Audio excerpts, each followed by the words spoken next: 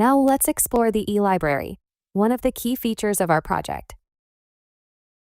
On the home page, you'll find the featured book of the month from the physical library. You can also view the library calendar, which highlights school year activities, along with library rules and operating hours. The About section provides an overview of the e-library and includes frequently asked questions to help users better understand the e-library services. There is also an OER section, or Open Educational Resources. This section provides free and accessible learning materials such as digital textbooks, references, articles, and academic resources that support teaching, learning, and research. These materials are available to users at no cost and can be accessed anytime for additional learning support. Lastly, the login page allows users to enter their credentials to securely access their e-library accounts and personalized features. Users can also install the e-library as an app on their desktop or mobile devices for easier and more convenient access anytime. Once logged in, users can start exploring the system. To reserve books online, click on Library in the navigation bar, then select Reserve Books.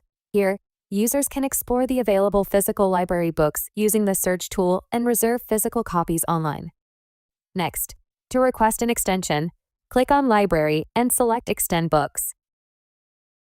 This allows users to request an extension for their current borrowings without the need to visit the physical library. To access the digital book collection, click on Library in the navigation bar and select eBooks. This section allows users to browse and read the available BPS ebook collection. Users can search for books, filter by category, and mark books as favorites by clicking the star icon. A book title will display its details and indicate whether a digital file is available. If available, options such as Preview Book and View on Google Books will appear. The Preview Book option allows users to read the book directly on the platform, while View on Google Books redirects users to Google Books for additional information. By clicking on their name, users can access additional features such as account settings, where they can view personal information and change their password under security settings.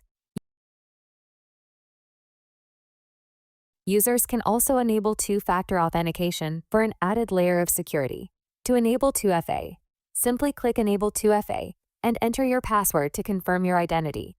A 6-digit verification code will then be sent to your registered email. After verification, users will be required to enter a 6-digit code every time they log in.